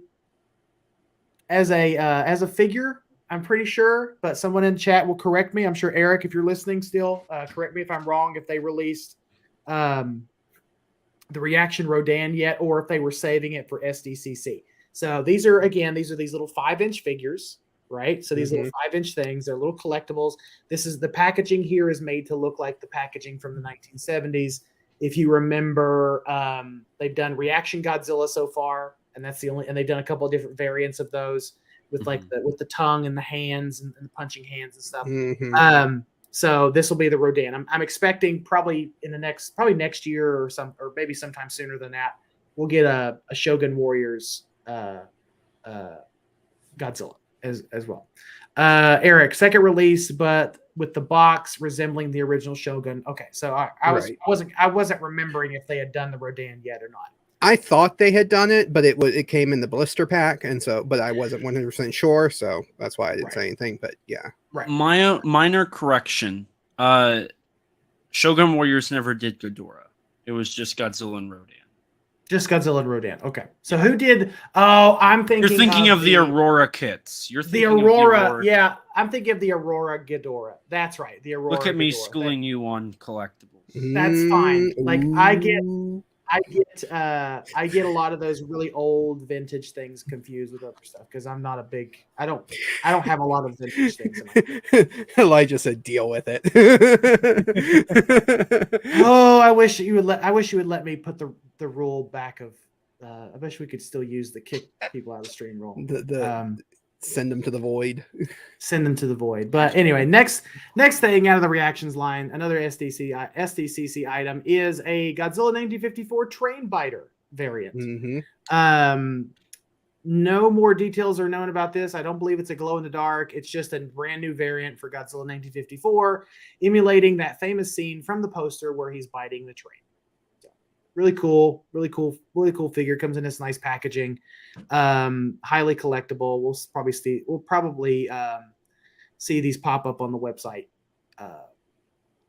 shortly after SDCC or during SDCC. Now, I do have a question, Michael. Did you put the thing that I wanted you to put into? Is it the thing that I'm going to want to talk about too? Is it the thing that is very nostalgic for everybody here, especially comic collectors? Okay, that's not what I was talking about, but okay. Oh. But no, I was because when the news dropped about a certain thing, I asked you to put it in here. Oh, shoot. Yes, I will. I did not, but I will put it in. I will do that for you. I'm sorry. I forgot. I did this in a hurry. I know. I'm so sorry. Do you need some glasses, Travis, to put on? I do. Across your. I do. I need to. I'll pull that. Travis. I promise. He had them ready. All right. Next item. To hide my anger. Next up, glow in the dark reaction Ghidorah and Hedorah. These look really cool. I love the colorways. I love this pink and gold. I love the design for Ghidorah. It reminds me of the. Is that the? Oh my god, the retro one that was in Ghidorah. That's the Marmot Ghidorah. Am I right? It sort of reminds me of a Marmot Ghidorah. Yeah, but it also kind of reminds me of the what are they called? The Gigabrain Ghidorahs. Like the Safubi style Ghidorahs, right? but I like the design of the Ghidorah. I mean, I could take Hedorah or leave it. It's fine. Like what makes this I appealing hear to Danny me is, yelling from across the country. I know, it's fine. But what makes this most appealing for me is the glow in the dark, because I love glowies. Yeah. I think glowies are awesome. You're a sucker for glow in the dark. And didn't they? I am a Don't they? sucker for They glow in already the dark. released a glow in the dark Mechagodzilla, right? Yes, glow in the dark, Yeah. Mechagodzilla, Jet Jaguar, and what was last year? I'm trying to remember. Mechagodzilla. I think it was Godzilla, Mechagodzilla, and Jet Jaguar was last year, and they did a glow in the dark. So they're getting Hedorah and King Ghidorah this year, so that'll be fun. I'm assuming same price as last year, probably like $25 for these. Like, Is that all of this? okay? Real quick ahead. side note: is the Godzilla logo they're using for these the Hanna-Barbera Godzilla logo? This big logo here, Yeah, I don't think so. It kind of looks like it, but I don't think so. Okay, I just noticed that. I was just side tangent. I think it's a stylized version of the actual official Godzilla logo. Yeah, it's not the Because Hanna-Barbera one. The Hanna-Barbera it's one the- has like cracks and stuff all in it. It's the font. The font is the same. It's just stylized. Yeah. Okay. So there's the packaging. You buy these things for Love the that. packaging. The packaging looks honestly. great. Yeah. You buy these things to have these in your collection, hang them on your wall. I got friends that they'll buy the reaction figures and have a whole display wall of them just hanging on pegs and stuff. It's really cool. Is this? Yes. But the thing that well, I tell you what, let me do something really quick, just because I want to honor my friend Travis. Okay. I want to honor my friend Travis. Okay. And do something for him. No, you done showed the that one, so you need to talk about that one first. No, I don't have to. You don't tell me what to do. Yes, segment. because even Eric is getting all this excited is- in the chat. no, Eric's gonna Eric- lose his mind. Kim, Mom and Dad are arguing. Eric can Children. wait. Okay. I want to do a little tease. I want to just do a Because little I tease asked here. you back when it was did- when it was like announced. You did, and I messed up. So I'm gonna honor my friend Travis, and I'm gonna do this thing for him, because that's the kind of friend I am, right? That is just the kind of person. Because it's not very often that I have stuff in the See, you're making Eric cry. Well, Yeah, Eric, you made Eric cry. Eric's a big boy. He'll be fine. I promise, Eric. Well, I'll give you. Just buy him an X Plus. Eric's the one that's like I'll- 6'5". He is the big boy.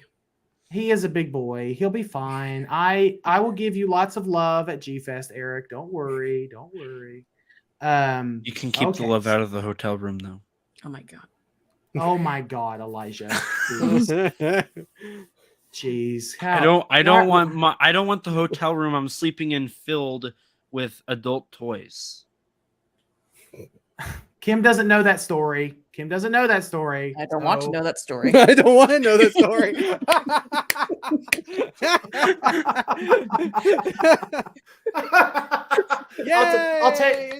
I'll tell you the story off.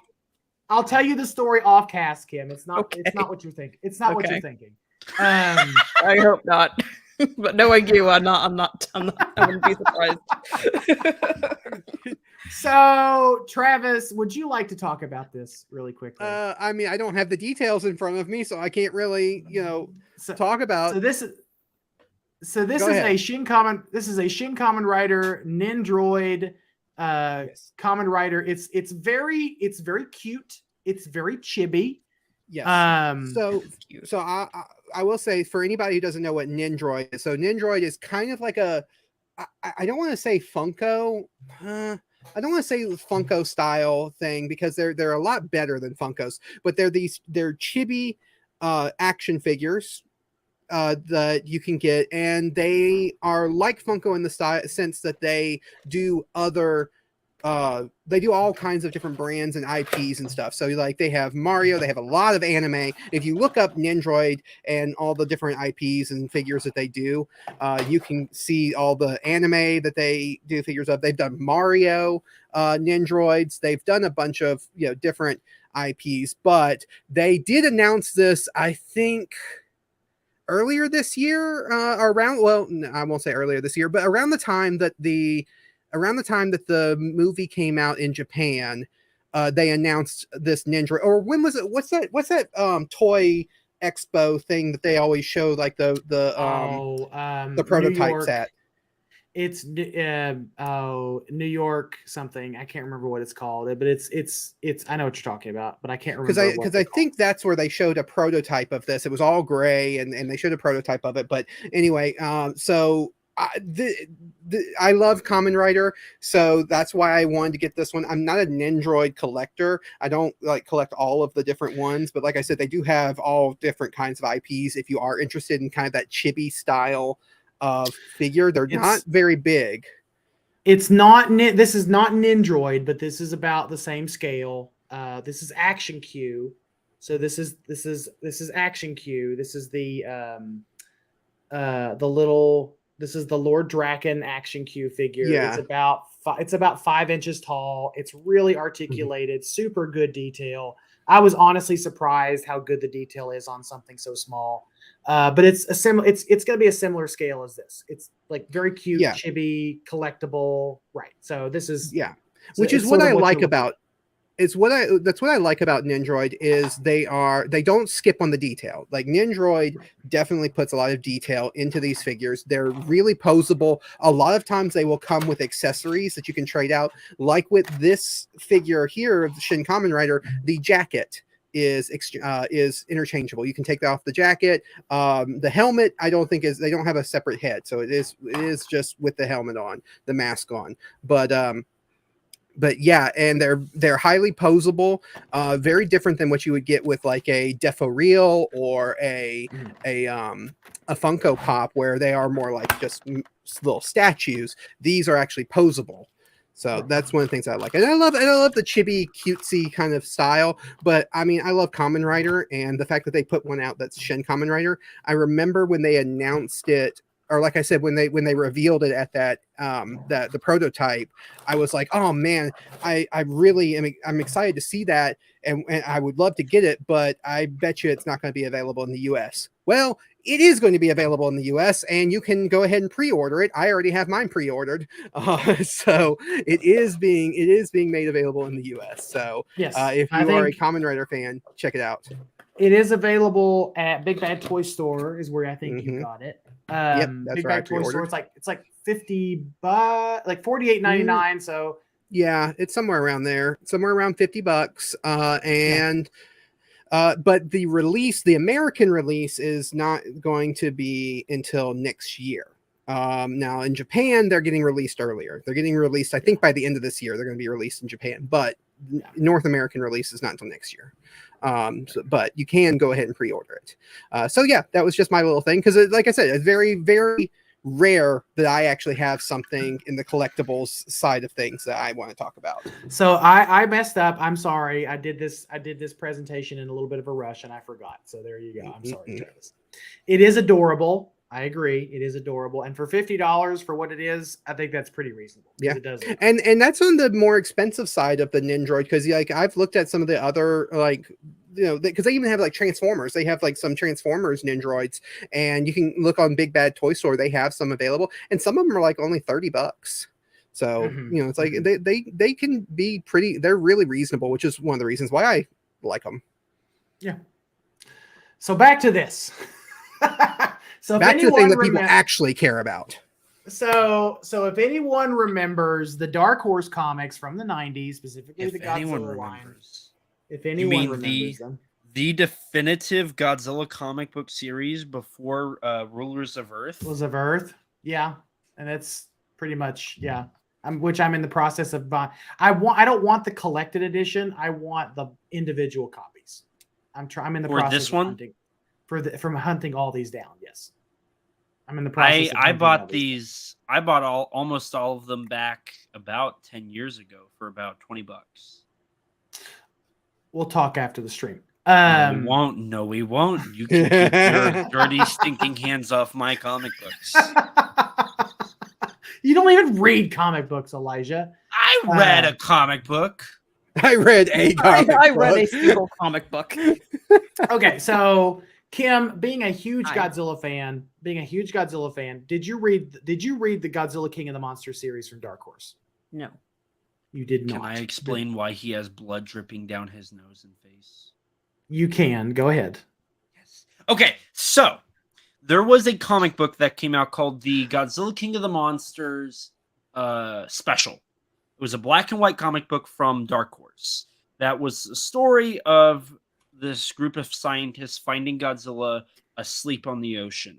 The rest of the comic book was the backstory of Godzilla fighting a monster in Japan and all of that. Fast forward to Godzilla King of the Monsters issue 0, which is the follow-up to that special comic. Mm-hmm. In the comic Godzilla King of the Monsters issue 0, they establish that they've created a weapon that's supposed to kill Godzilla. So the whole comic book, it kind of rehashes that special and then adds to it. And at the end of the comic, they shoot Godzilla with this missile. What it does is it makes Godzilla's mouth just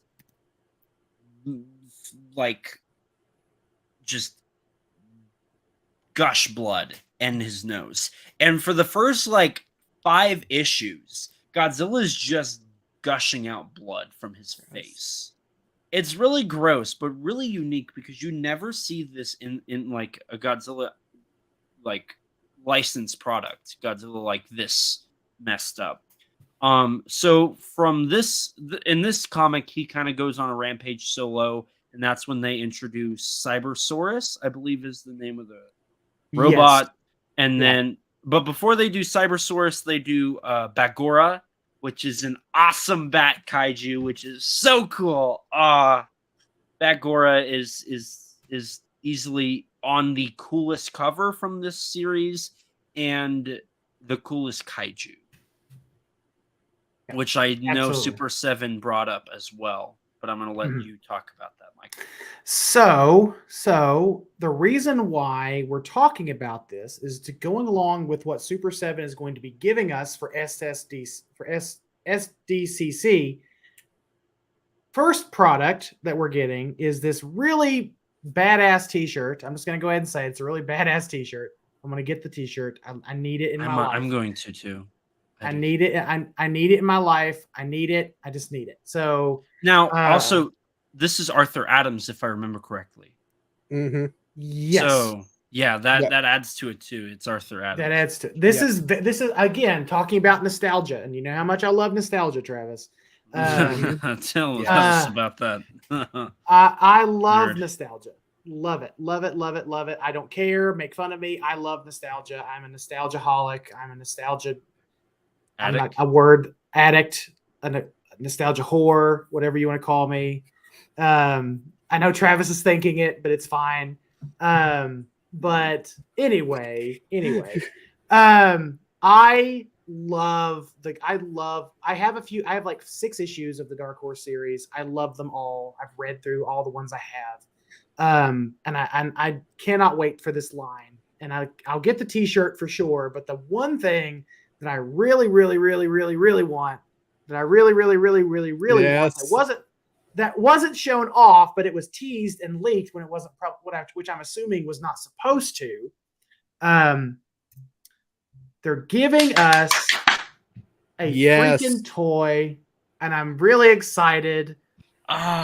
More than I possibly should be excited for. It looks great. I mean, it is just a mock-up. It's not the official. It's a leaked mock-up. That's the thing. It's a leaked mock-up. I looked on Super 7's Twitter and website. There's nothing about this on their website. So this has not been teased yet. I'm just gonna jump in and I'm gonna tell you the best thing about this, and it's the fact that this is 90s Godzilla green. That's what I love. Yes. That's what I was thinking too. I'm like, I love when Godzilla is green. It brings so much nostalgia to me.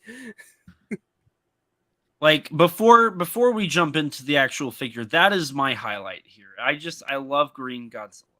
Mm-hmm. Now, Michael, I've heard a little bit of a problem with Super 7's articulated line that I'm pretty sure this is involved with.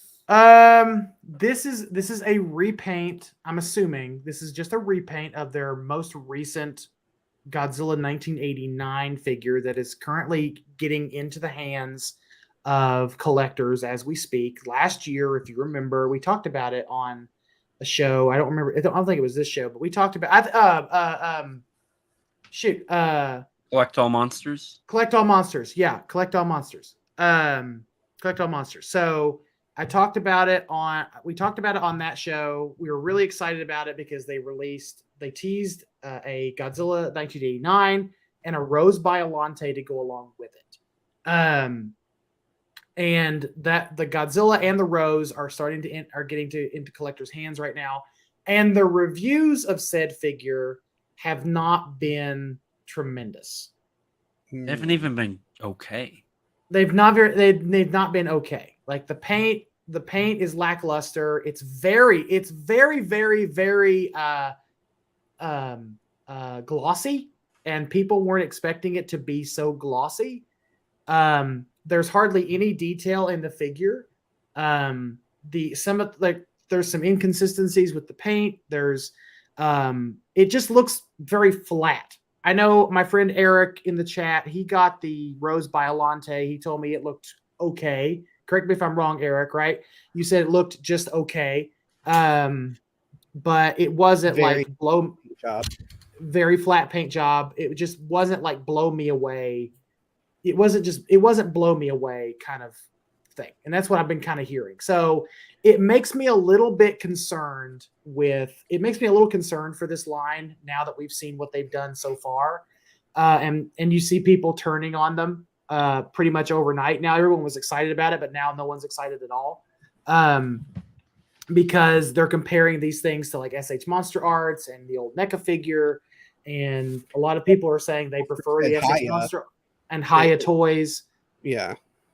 Yeah. Now, correct me if I'm wrong, but in that line, there is also a planned Destroya and Meltdown Godzilla, correct? There is a planned Destroya, Meltdown Godzilla, a Meltdown Godzilla, a regular Burning Godzilla, a Mecha Godzilla, Heisei Mecha Godzilla, and I think that's it. I don't think they've teased anything else outside of those things. So could this be a repaint of the Burning Godzilla? It might be a repaint of the Burning Godzilla. It's either I personally believe it's going to be a repaint. So how could they do just a repaint of it when the head is going to be? They'd have to resculpt the head. They'd have to resculpt the head, yeah. Because I was going to say resculpt the head. Because Art Adams's art, it does not look like any of the Godzillas that you can just slap a paint job on. True, but in all fairness, when it comes to merchandising Heisei Godzilla, once you have one, you have all of them. That's kind of the idea unless you're SHMA. That's kind of been... Well, yeah, I mean, I get that with like the movie versions, but we're talking about this is a comic book version. This is completely different. That's like if they put out a Hanna-Barbera figure, they can't just repaint one of the movie versions of it because that's not what Hanna-Barbera Godzilla looks like. True. I don't know. I could definitely see them just saying it's okay, and just based off of past experience with like marketing variants of the Godzilla designs, like 56 or something like that, that nature. Yeah, I hope that this is going to be a completely original sculpt for this figure, because I would love to see Art Adams's artwork truly represented in figure form. Would be absolutely fantastic. As a comic book fan, as a Godzilla fan, I would love that. And it does make me kind of interested to see, because we did get it's not the greatest thing in the world, but we did get the Hanna-Barbera little statue.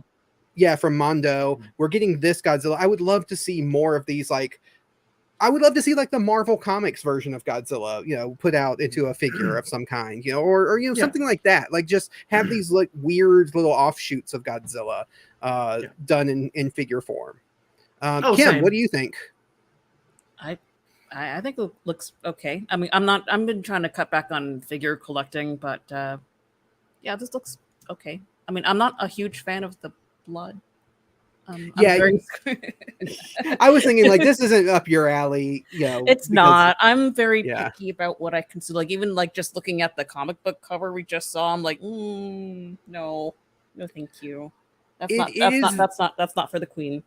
Yeah. So for anybody who's maybe Kim, if you're not as into comic books, so Dark Horse at the time that they were doing this was kind of the Dark Horse. They were the edgy or more kind of not your granddad's style of comic book is what Dark Horse kind of was at the time, and Image was around the same time too, doing a lot of that. Not your daddy's comic book company is what they kind of were pushing their brand as, and so you do get a very edgier, very more graphic, more different take on Godzilla in this series. See, I don't need that in my Godzilla. I'm fine with just it's not as bad as like, I mean, the artwork makes it look worse. It's not as bad as what you might be thinking. It's not like it's Spawn or something like that, but it's not it's not a gory series. I don't believe it's really a gory series. I was afraid of that, but so okay. No, it's not super duper gory, but it is on the edgier side of Godzilla takes. I will say it is a lot more violent than you would than we've seen Godzilla be, but it's not like as long as it's not like I haven't read any of the mangas, but I've heard the mangas are like super like over the top. It depends on which one. Depends on which one. It's not off-putting. Like if you were to go to your local comic shop, like I think there's a comic shop in Ashland, Kentucky that I can go to and pick these up in person at. But like if you were to go to your local comic shop and say, "Hey, do you have any Dark Horse Godzilla comics?" You're flipping through, you're not going to see stuff that's like, you're not going to see sex and gore and like edgelord type stuff. You're going to see No, they're not going to be to that extreme. They're definitely not to that extreme, but and I will say, and I was talking more in like the art style that they had. The art style is a little bit more edgy or a little bit more grimier than like you might. It's not that clean, precise look you might get from some modern comic books. I wish I had some of them in front of me, like easily accessible. I'd pull some right now, but they're all in my entertainment center. But there are scans online that you can look at and you can check it out. I mean, it is, like I said, it's not super gory, but it is an edgier take on Godzilla, and that's because of Dark Horse. Dark Horse was the edgier kind of comic brand at that time. That was, and so was Image, but so he's that thirsty gives a little bit for blood. It just gives a little bit more context for people who are not comic book savvy. Yeah, I'm not comic book savvy, so also like yeah. Well, that's all I got as far as like the toy news. So we can throw it back to who's taking comics. I'm assuming you're taking comics. Me. You're taking comics. So the only comics news that we have is there's two issues that have come out this week that are part of a series already. So I didn't really want to go into a whole lot talking about them because we talk about them when the like series is announced or when the first issue comes out. But like we have issue 2 of Kong the Great War is out. So that's from Dynamite. If you're interested in checking that out, that is the Kong series that's not tied to, it's actually King Kong.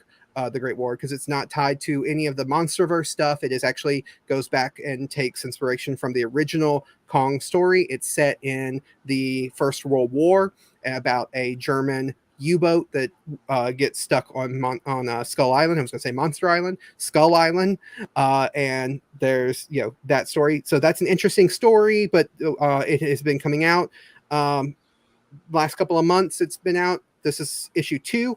So if you're interested in that and it's not on your pull list, go check it out. We also got our first look at Power Rangers number 110, which is coming out soon. It's set to come out, I think, this week or next week. It's next week. I think it's Next set for week. next week. Yeah. Next week.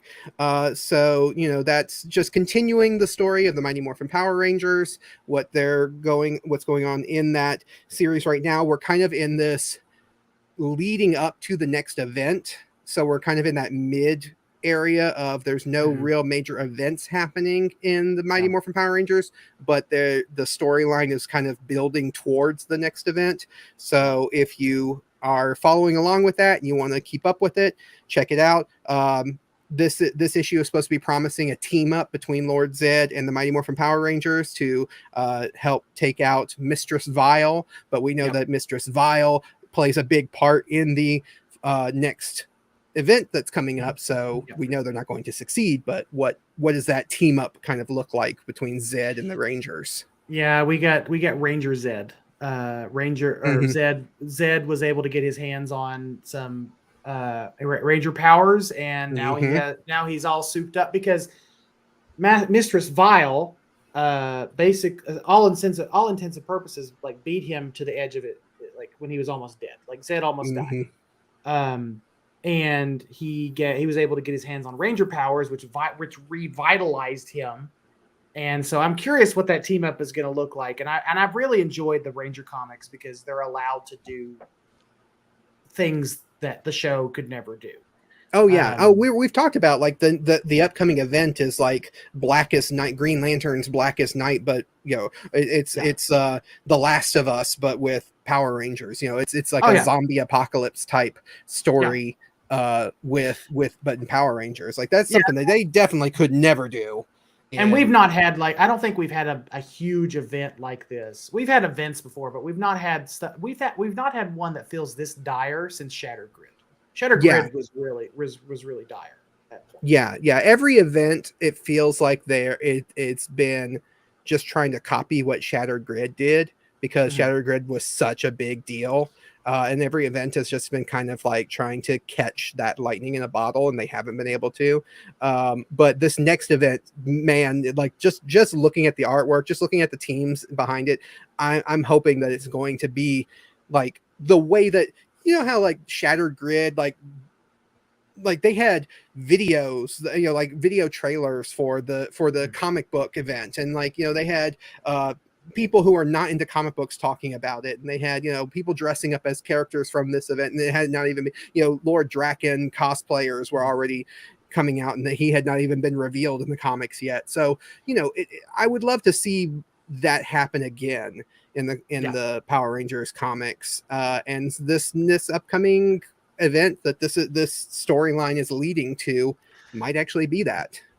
Shattered Grid really breathed, like it feels like it was like a breath of fresh air for the franchise, for the comic side of the franchise.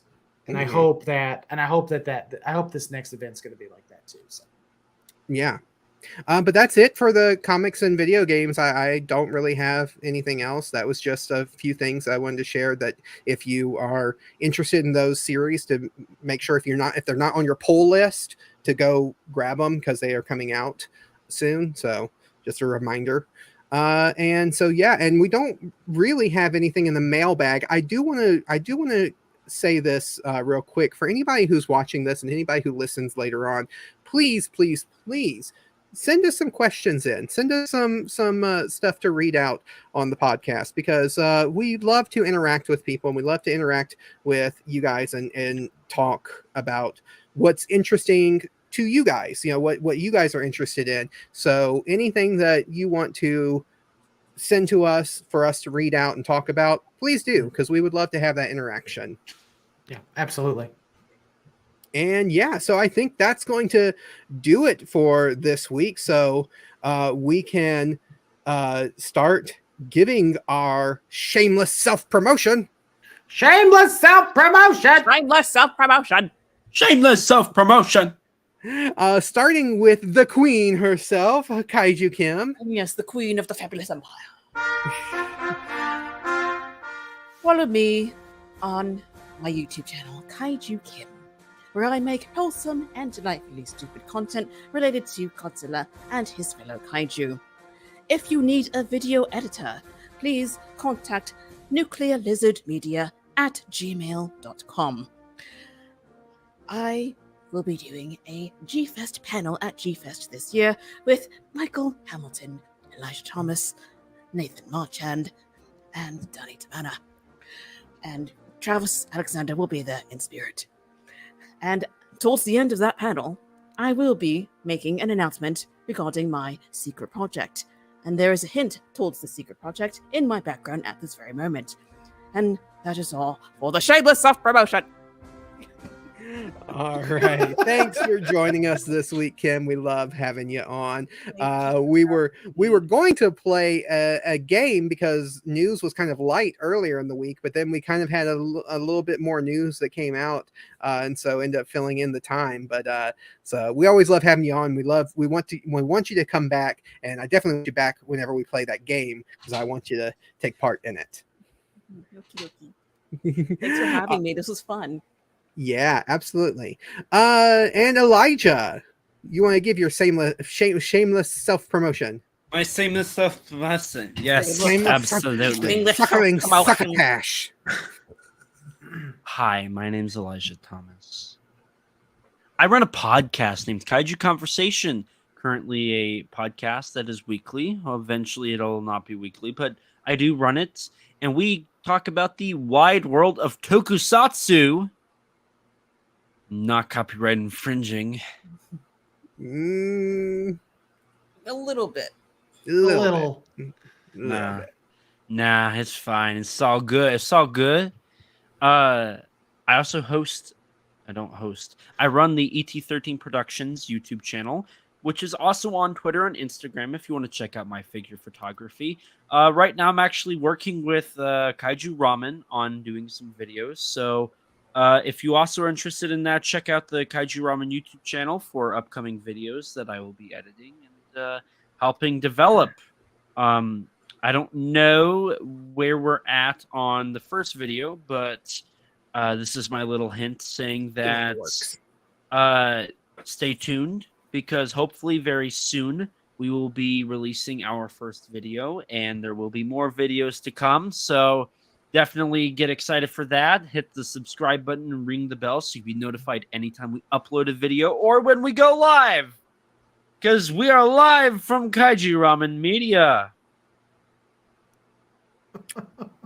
Okie dokie. Okay. That's all I got. Okay. Michael. All right. Plug yourself, Michael.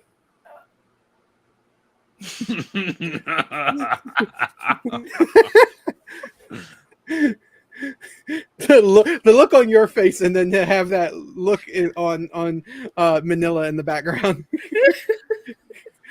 I don't Michael, Oh, dear Michael, God, just end the stream. go ahead and plug yourself. Let's hear you plug yourself. I didn't even let my ex-wife talk to me that way. Anyway, anyway, so yeah, if you like Power Rangers and Super Sentai, listen to the Power Trip, our journey through the Power Rangers franchise with my co-host, Mr. Nathan Marchand, Mr. Shameless Self-Promotion. We release episodes every 2 weeks, but it's been a little bit inconsistent lately just because of some life stuff going on. But we're trying to get back on track. We just recorded our episode on Car Ranger, and we have an episode we did a live stream last week where we talked about the crossover comic Big Bad Beetleborgs and Power Rangers Turbo. So look for that to come out on your podcast feeds very, very soon. All things Kaiju Ramen can be found at kaijuramenmedia.com. You'll find links to every podcast that we're involved in, our YouTube channel, etc. So check that out. Like Elijah said, we will have our first video coming out very, very soon. We have to get a couple things sorted out before that can be released, but it features a good friend of ours, Mr. Danny Tamana. So just look forward to that. Outside of that, Kaiju Ramen or Kaiju_Ramen on Twitter. Send your questions and everything there. We're always usually hanging out. And if you're at G Fest, I mean this in the most genuine possible way.